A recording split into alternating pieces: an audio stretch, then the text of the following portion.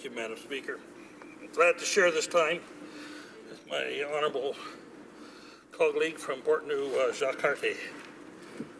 Madam Speaker, as Vice Chair of the Standing Committee on Environment and Sustainable Development, I'm pleased to stand in this House to speak on Bill C-18. But first, I missed last week, I was away, but last week in the House during the debate on this Bill C-18, there seemed to be some debate as to who had the most beautiful scenery in their ridings. And I'm here to settle that. It's mine, Yellowhead, and the majestic Jasper National Park. Sorry, you guys all lose. Canadians and visitors to my riding Yellowhead can experience nature and develop personal connections to the park. Jasper has something for everyone, whether a novice or an adventure enthusiast. In fact, there's Maligne Canyon, Madam Speaker, a stunning deep limestone gorge full of waterfalls, fossils, and lush plant life. It can be explored from the above in the summer and from below in the winter, where you can walk along the ice.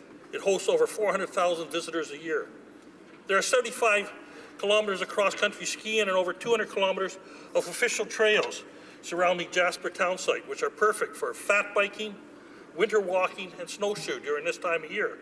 And for those of you out here that don't know what fat biking is, it's that new modern bike that has a tire close to 4 inches in size.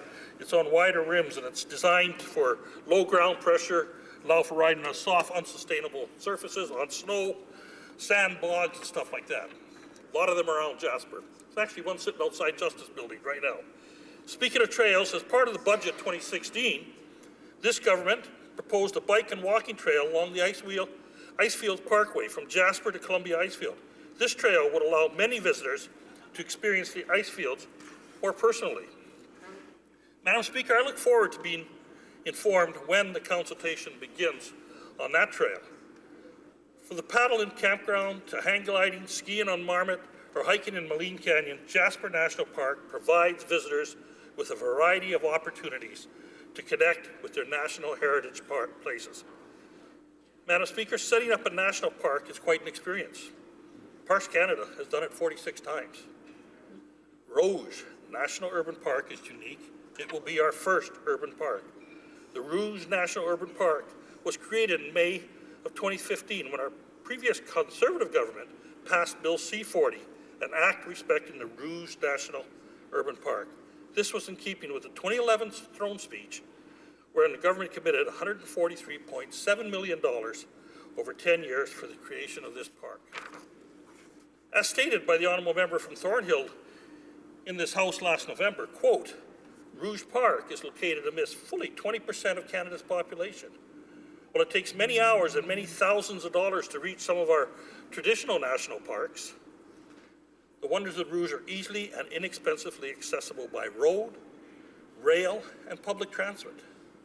Visitor information centres, guided hikes, kayak touring are all available to school children and to Canadians old and new. End of his quote, Madam Chair.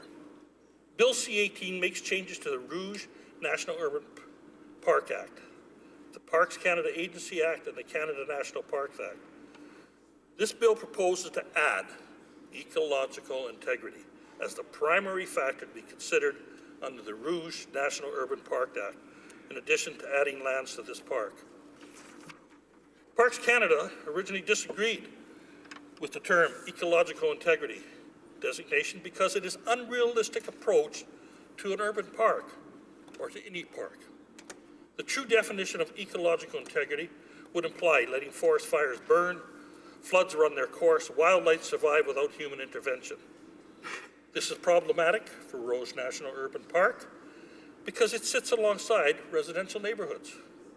It has highways, power lines, and pipelines across various parts of it, with working farmland or former landfill dump sites, old auto wreckers yards within its borders.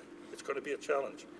Ecological integrity as the first priority of a park management could be an opening to an interference or even removal of farmers from the park. I want to step away from the Rouge for a moment, Madam Speaker. Back in my great riding of Yellowhead, there's a lot more to the riding of Yellowhead than just Jasper National Park. There are large, vast forests with active pulp, paper, and lumber manufacturing. Agriculture comprises over half of my riding. We grow all basic grains, plus canola, and now industrial hemp. Oh yes, we also grow medical hemp or marijuana. And there's probably some recreational weed being grown. But that's not legal, Madam Speaker, right now anyways. Yellow has active mining and is an energy-producing region with oil, gas, and coal. Now back to tourism, Jasper National Park. Tourism is one of the Yellowhead's economic drivers because of Jasper National Park and other parks in the region.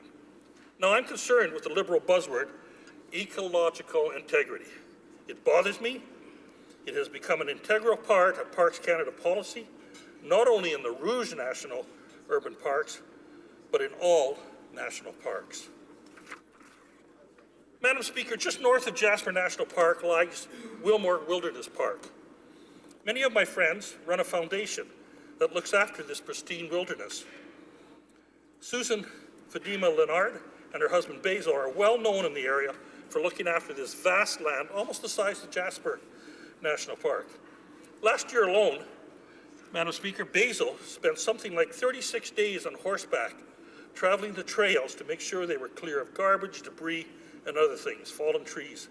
They love to take people out on trail rides into the mountains and teach young people about living on the land, protecting and preserving the land.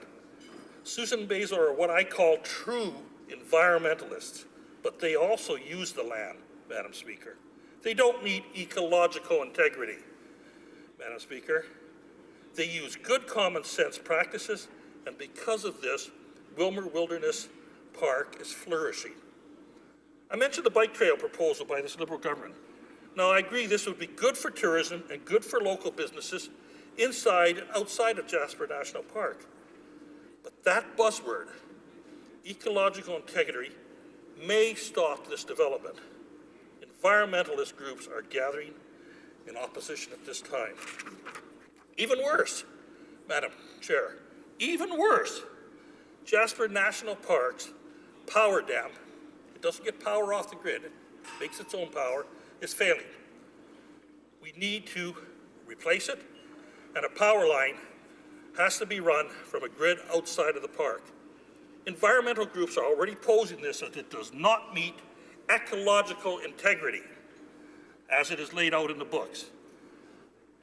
I fear the Liberal buzzword, ecological integrity, may hamper the development and operations of all our national parks. Canada's so-called environmentalists are so vocal. Keep nature as it is, no disturbances.